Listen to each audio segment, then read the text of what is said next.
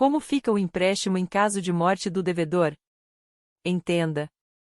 A legislação brasileira impede a herança de dívidas contraídas por pessoas físicas, mas a responsabilidade pelo pagamento pode variar de caso a caso. Um empréstimo bancário é autorizado, e o dinheiro é sacado para ser gasto em despesas da casa. Se o devedor morrer e não tiver patrimônio suficiente para quitar o valor, o que acontece com a dívida? Na última terça, 16, chamou atenção o caso do idoso de 68 anos que foi levado por uma parente a um banco no Rio de Janeiro para sacar R$17 mil e teve a morte constatada no local. A mulher não conseguiu fazer o saque, mas o episódio levantou dúvidas sobre a responsabilidade por esse tipo de dívida.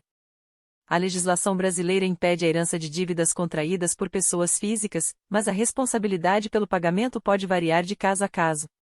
No caso do Rio de Janeiro, Érica Nunes, 43, se apresentou como sobrinha de Paulo Roberto Braga, 68, ao tentar sacar o empréstimo. Funcionários do banco desconfiaram da situação e chamaram a polícia. Seguro é decisivo para destino da dívida.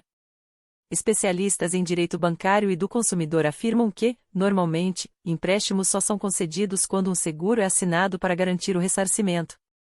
Em caso de morte, a dívida é paga automaticamente pela empresa de seguros à instituição financeira que emprestou o dinheiro. No caso específico do empréstimo contratado por Paulo Braga antes de morrer, isso provavelmente não será necessário. O dinheiro já havia sido transferido, mas o valor não chegou a ser sacado na agência. Dessa forma, a quantia deve ser bloqueada para futuramente ser devolvida ao banco. Todos os valores inscritos como dívida no nome da pessoa que morreu devem ser pagos com o seu próprio patrimônio. As dívidas do espólio vão ser abatidas, os herdeiros ficam com o restante, diz o advogado Alexandre Berti, especialista em direito bancário. Banco pode ter prejuízo. Se o empréstimo foi concedido sem nenhum seguro, fiança, hipoteca ou qualquer outro tipo de garantia, a instituição financeira pode ficar sem receber caso o patrimônio do morto não cubra o valor devido. Nesse caso, os herdeiros também ficam sem herança, pois todo o valor do espólio deve ser destinado à parte das dívidas que seja possível pagar. Caso o devedor não tenha patrimônio, vivo ou falecido que seja, o devedor nada poderá fazer, o que demonstrará que o empréstimo foi concedido sem a devida cautela, afirma o advogado Gabriel de Brito Silva, especializado em direito do consumidor.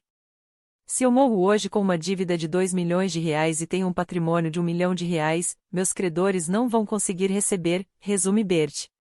Consignado não altera a responsabilidade.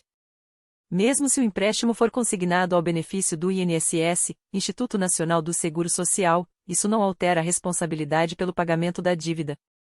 O credor só recebe o dinheiro automaticamente se houver seguro ou outra garantia, e o INSS não paga o valor que faltar para quitar do empréstimo.